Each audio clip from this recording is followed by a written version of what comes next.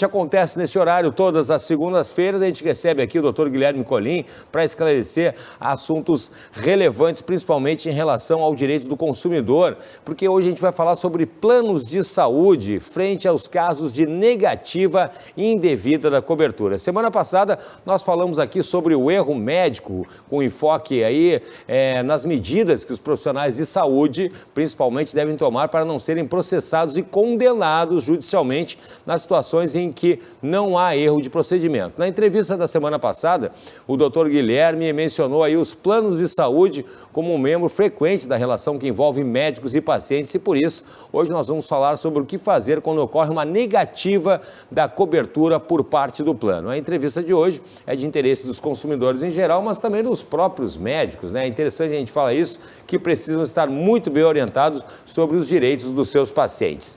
Dr. Guilherme Colin, em linhas gerais, quais os critérios para se saber se o plano é ou não obrigado a cobrir um determinado tipo de procedimento? Muito boa tarde. Boa tarde, Cláudio. Tudo bom? Como é que você está? Tudo tranquilo. Bom, em linhas gerais, pela Lei 9656, que é a lei que rege os planos de saúde, a cobertura deve ser integral para todas as doenças elencadas na Classificação Internacional de Doenças.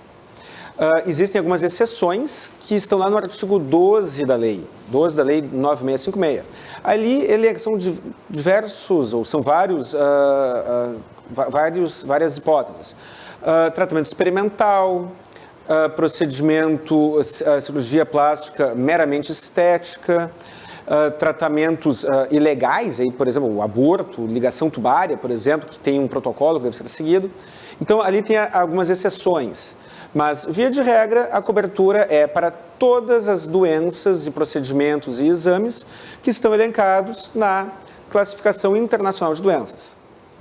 Muito bem. Doutor Guilherme, na semana passada aí o senhor falou sobre os famigerados auditores, né? E após a entrevista a gente conversou sobre isso. Gostaria que falasse um pouquinho mais sobre essa figura. Bom, Cláudio, primeiro eu queria esclarecer, quando eu falei dos famigerados auditores, eu não estou falando da pessoa do médico, não estou fulanizando, não estou pessoalizando.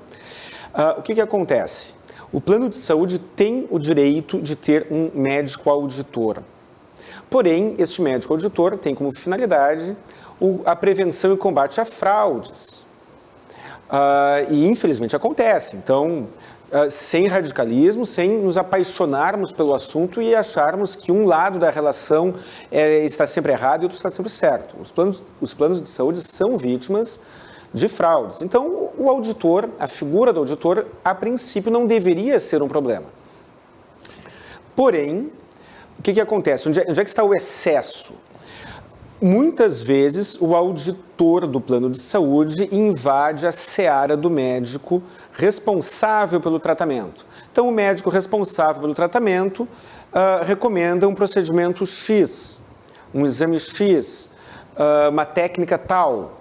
E o médico auditor, não detectando fraude alguma, recomenda que aquele procedimento não seja utilizado, na maior parte das vezes, em função do conflito de interesse que o plano detém. Então, esse é o problema. Segundo o Código de Ética Médica, cabe ao médico responsável decidir qual será o tratamento, e não ao plano de saúde. Teria algum exemplo para nos dar, doutor Guilherme? Tenho. Tem um exemplo de um colega teu, Cláudio, um colega teu, que é um amigo nosso em comum, que, um de vários exemplos, mas este específico, ele tinha um problema de coluna, um problema na coluna cervical. O médico responsável pelo tratamento recomendou o implante de uma prótese chamada prótese Cage Peak, que ela tem uma série de vantagens. Ela é transparente, permite um acompanhamento do pós-operatório com simples exames de raio-x, ela permite que seja ministrado alguns medicamentos sem a necessidade de um procedimento cirúrgico. Porém, esta prótese custava, na época, R$20 mil. O plano de saúde desejava o implante de uma prótese de titânio, que é utilizada durante décadas e décadas, que tem algumas desvantagens em comparação com esta. Qual é a desvantagem? Para que seja feito o acompanhamento, por raio-x não adianta. A prótese de titânio impede o acesso dos exames por imagem. Ou seja, aumenta o risco de novos procedimentos, novas intervenções. Foi uma discussão que levou quase 6 meses, ou um pouco menos de 6 meses, até uma liminar, foi demorada, inclusive, se eu não estou enganado. E o judiciário seguiu a tendência, reconheceu e prestigiou o tratamento recomendado pelo médico. Caso o plano tivesse comprovado a prática de fraude, a conversa seria outra. A questão é que, na maioria das vezes, não há fraude, como foi o caso. Embora existam muitas fraudes, na maioria das vezes não há fraude. O que há é a má vontade do plano em prestigiar a orientação do médico terapeuta. Não sei se eu expliquei. Não, explicou sim, exatamente, entendi. Realmente é uma questão que era realmente a prótese mais cara, realmente era mais eficiente, né? Então havia necessidade realmente de se colocar a prótese, apesar de ser mais cara, uma questão do paciente, né? Só que aí o plano retarda o tratamento, isso pode trazer consequências para o paciente. E o Poder Judiciário, por mais rigoroso que costume ser, gera um transtorno para o consumidor. Sim. E um risco para o médico. Pois é. E um risco para o médico, porque se o médico se curvar à orientação do plano e isso trouxer alguma consequência negativa para o paciente, essa fatura, essa conta pode ser encaminhada não para o plano, e sim para o médico. Perfeito. E como é que funciona no caso, doutor Guilherme, a questão da cirurgia plástica? Se eu não estou enganado, os planos um pouco torcem o nariz para cirurgias plásticas estéticas, né? Como é que funciona? Cláudio, assim, se os planos só torcessem o nariz, a situação seria boa. Tem que melhorar muito para que nós possamos dizer que o plano torce o nariz. O que ele faz é muito pior. A lei dos planos de saúde e a ANS excluem da cobertura o tratamento, a cirurgia plástica meramente estética. A questão é que nem toda cirurgia plástica é meramente estética.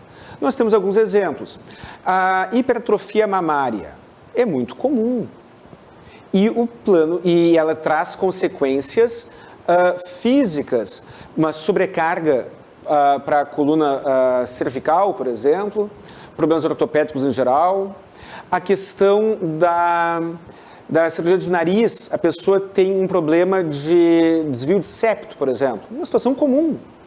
E a cirurgia pode ser feita com um médico otorrino, mas muitas vezes as pessoas optam que seja feita por um cirurgião plástico. Aproveita e já corrige aquele problema e também protege a parte estética.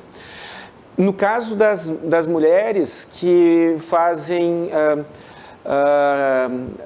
cirurgia mamária para retirada de tumores, fica ali uma deformidade e aí a correção, embora seja estética, ela não é meramente estética. O plano é obrigado a cobrir. No caso da cirurgia bariátrica, a pessoa que faz uma cirurgia bariátrica usufrui de uma perda de peso, muitas vezes ela fica com um excesso de pele. E isso deve ser corrigido. E esta deformidade, uma palavra pesada, mas para fins processuais é o nome, essa deformidade ela não é meramente estética. Ela é estética, mas não é meramente estética. Os planos costumam ser condenados a cobrir, mas com a maior disfarçatez, eles negam. Que coisa interessante, né? Então não era só impressão minha. E a questão também que é muito polêmica, a questão dos medicamentos. Muitas vezes os medicamentos são caros. Os planos de saúde são obrigados a pagar os medicamentos também, doutor Guilherme? Os planos são obrigados a pagar todos os medicamentos enquanto o paciente estiver internado, estiver baixado em um hospital. No caso dos medicamentos antineoplásicos, houve uma alteração de poucos anos atrás na lei dos planos de saúde, incluindo o dever dos planos oferecerem esta cobertura para os pacientes não internados, para o uso domiciliar. Mas aí estou falando dos medicamentos antineoplásicos, ou seja, medicamentos oncológicos, que muitas vezes têm um custo bastante alto. Doutor Guilherme, o senhor tinha falado também sobre a questão da cobertura do tratamento domiciliar, né, o famoso home care. Gostaria que o senhor falasse um pouquinho mais sobre isso. Perfeito. O que acontece? O tratamento domiciliar, ele costuma ter algumas vantagens terapêuticas. Menor exposição à contaminação, menor lotação dos hospitais, então tem um benefício para o paciente, um benefício social. Estatísticas comprovam que a permanência do paciente junto com seus familiares costuma trazer, nem sempre é evidente, mas costuma trazer benefícios psicológicos que se revertem, que se refletem na recuperação. A recuperação costuma ser mais rápida. Porém, não se trata de uma decisão do paciente, isso não pode decorrer de um capricho do paciente. Quais são os requisitos para se pleitear que o plano seja obrigado a custear o tratamento domiciliar?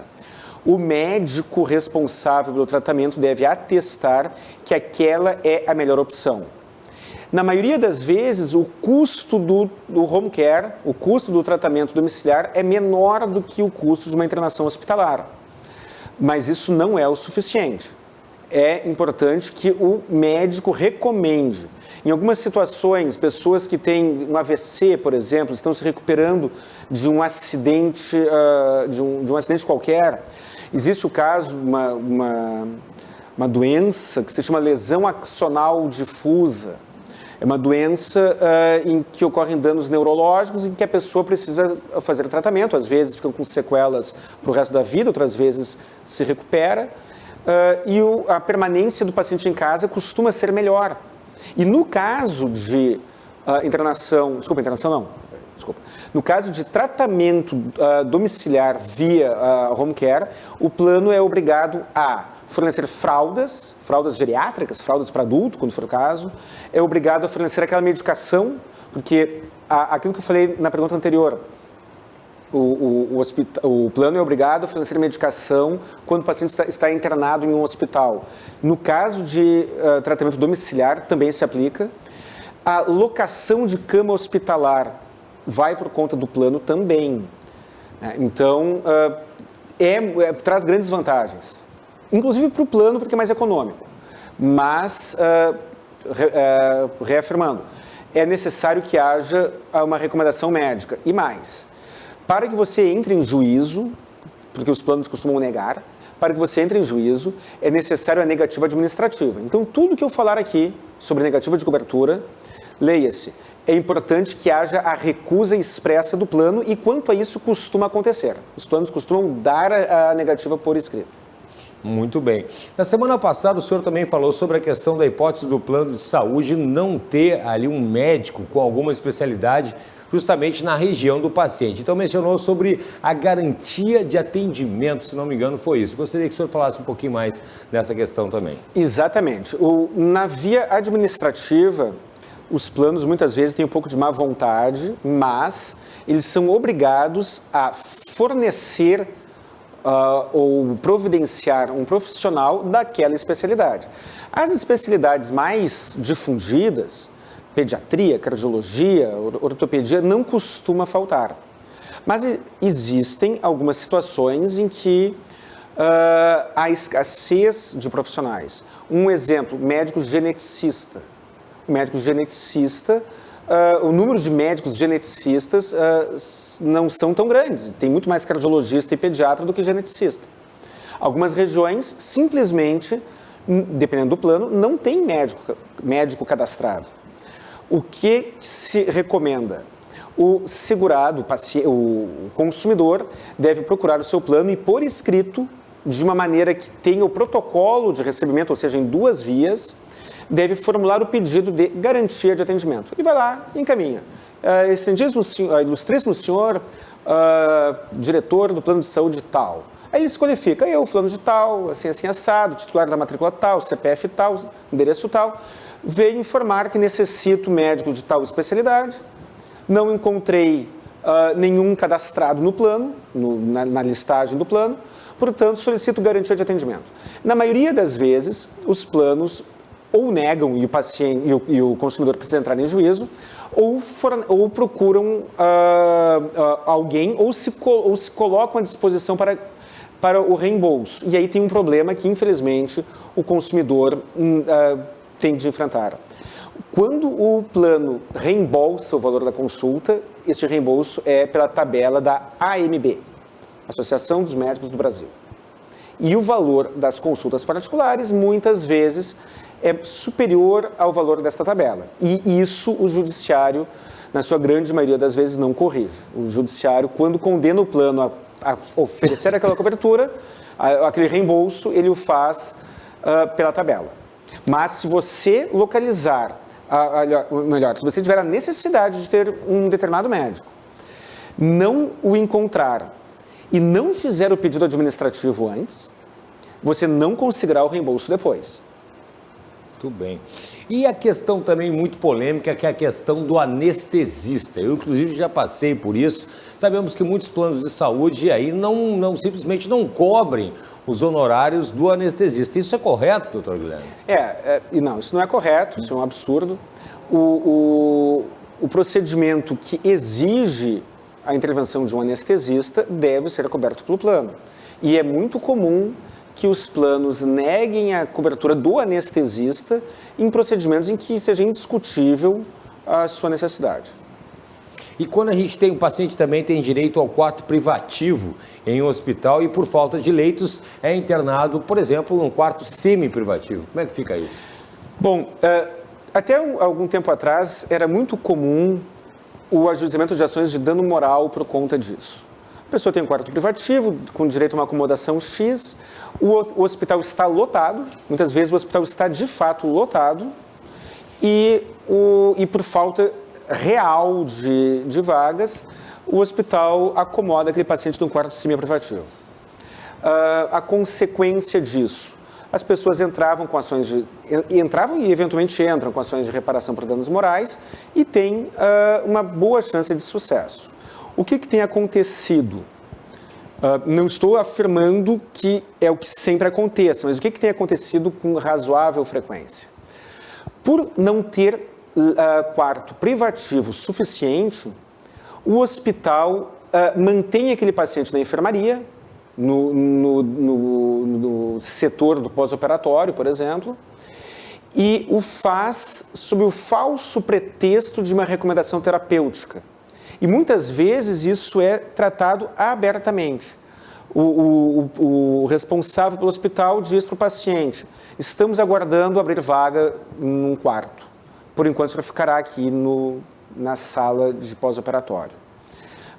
Só que se o paciente for buscar alguma prova quanto a isso, ele esbarra muitas vezes na alegação de que ele não está ali por falta, na alegação documentada, estou falando, de que ele não está ali por falta de leitos, por falta de quarto, e sim por recomendação do médico. Isso é lamentável, ao meu ver, mas é muito comum. Eu tenho plano semi-privativo. As pessoas que têm plano de saúde em quarto semi-privativo correm um risco menor de ficarem sem quarto. Porque, em função desta postura judicial, muitas vezes a reação é essa. A pessoa é mantida lá na enfermaria, no setor de pós-operatório, por mais tempo do que o necessário, para não registrar, não documentar que ele irá para um quarto de acomodação inferior, uma vez que há o risco de uma ação judicial depois.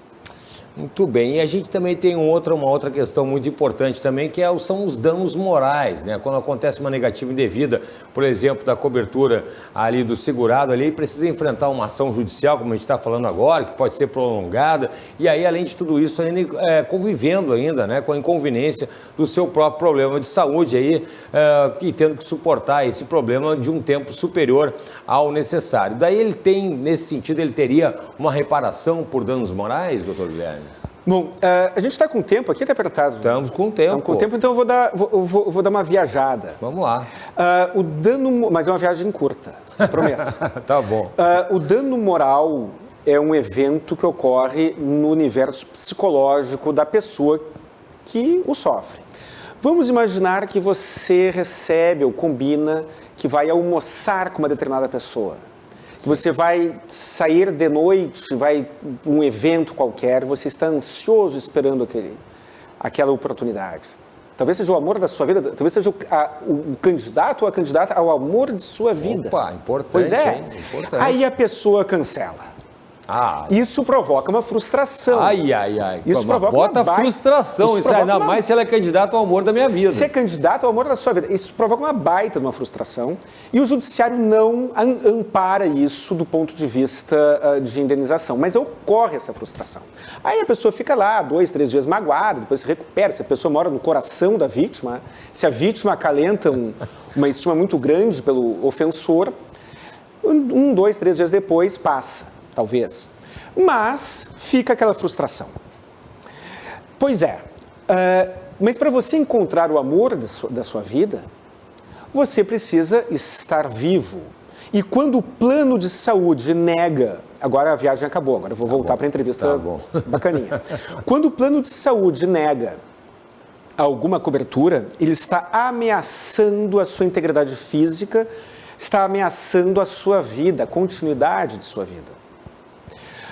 O plano de saúde não vende tratamento médico, ele não a obrigação dele não é apenas oferecer tratamento médico, é oferecer tranquilidade. Aí é a questão da expectativa, você tem uma expectativa. Eu pago o plano para ter a tranquilidade de, se precisar de algo, precisar de alguma cobertura, eu poder contar com aquela cobertura. E aí, justamente quando eu estou num momento mais vulnerável, eu sou deparado com a ameaça daquele direito, com o risco de não ter aquela minha expectativa atendida, aquela frustração na cobertura, naquela minha expectativa, e aí então gera um estresse, gera uma ansiedade, gera um sofrimento. O Poder Judiciário tem dezenas, ou tem várias, né, mais de dezenas, de decisões reconhecendo o dano moral por conta da negativa injustificada da cobertura. Porém, nem sempre o resultado é favorável. Qual é a diferença? Existe uma tendência jurisprudencial muito grande, no sentido de que o mero descumprimento de uma obrigação contratual não é suficiente para caracterizar o dano moral.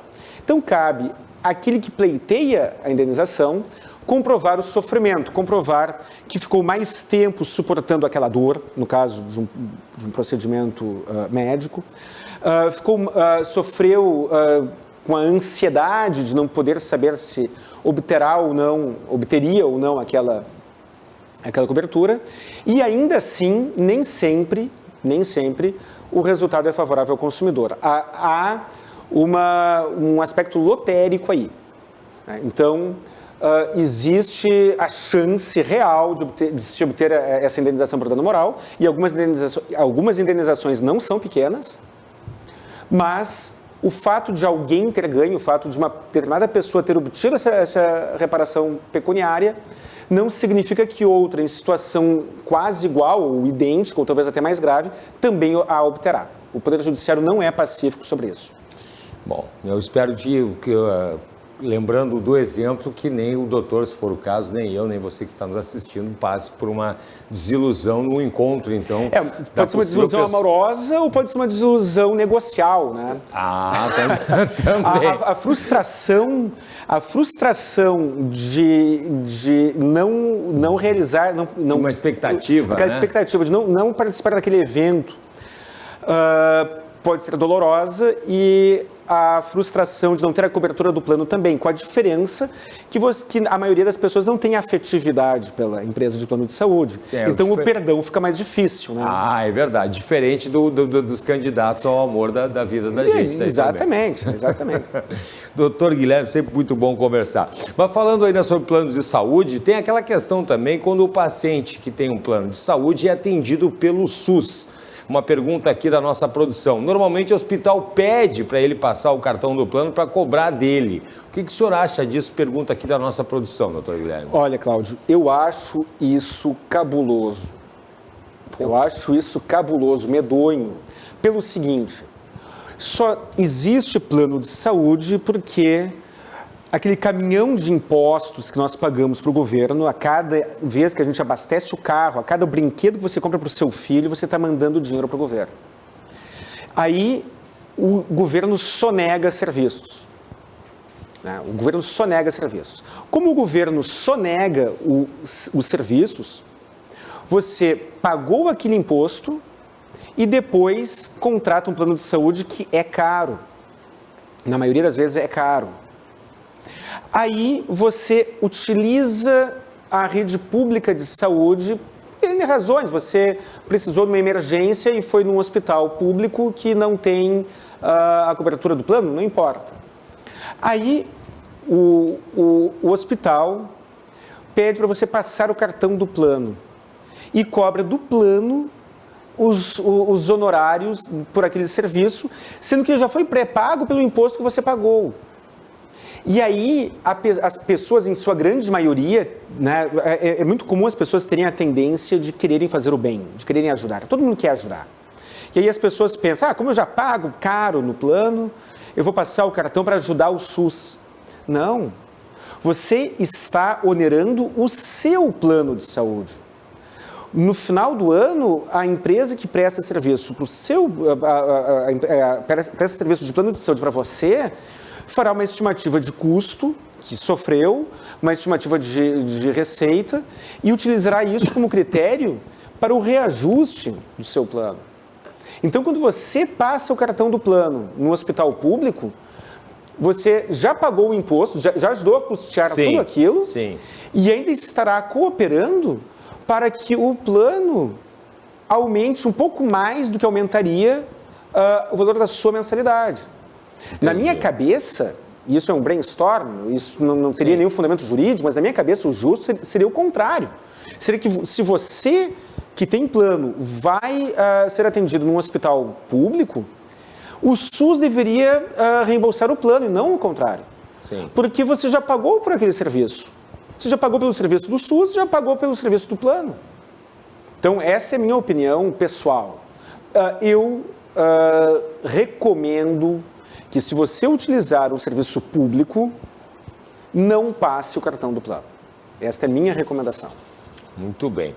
Bom, falando então agora sobre o clássico, aquele problema clássico que é nos casos do erro médico, né? Falando daquele erro médico de verdade, que infelizmente muita gente conhece aí, não aquele que tratamos na semana passada, mas o erro médico, aquele onde está claro que foi simplesmente um engano, uma falha.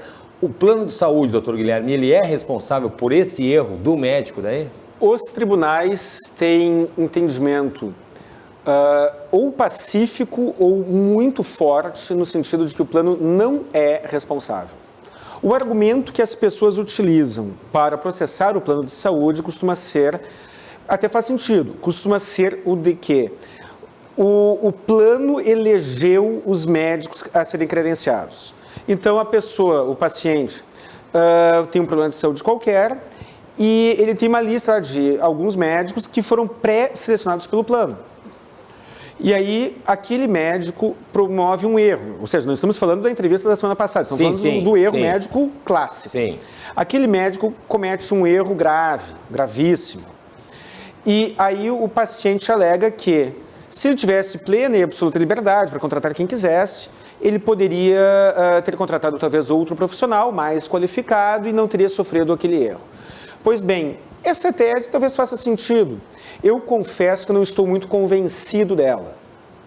E o Poder Judiciário, muito menos. O Poder Judiciário costuma julgar improcedente as ações contra os planos de saúde. A jurisprudência atual é muito forte nesse sentido. Sim. Muito bem, então. Muito obrigado pela conversa, doutor Guilherme Colin, sempre conversando aqui, esclarecendo situações muito pertinentes. E gostaria que deixasse aí, então, os endereços, os telefones de contato aí para quem tem alguma dúvida, doutor Guilherme. Bom, meu telefone fixo, 51 32 28 12 19. Meu telefone celular e WhatsApp, 51 99985 7991.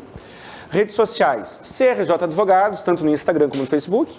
E também tem meu canal Saiba Direito, no YouTube, onde eu, com uma semana de atraso, de intervalo, costumo carregar os vídeos dessas entrevistas, inclusive no dia de hoje, 16 de novembro, às 19 horas, estará sendo disponibilizado o vídeo da entrevista da semana passada. Muito bem. Doutor Guilherme Colin, muito obrigado pela participação, viu? Uma ótima semana e até mais. E eu que agradeço. Um grande abraço, Cláudio. Grande abraço. Está aí, então, o doutor Guilherme Colin, aqui fazendo aí esclarecimentos muito pontuais toda semana aqui no portal RDC.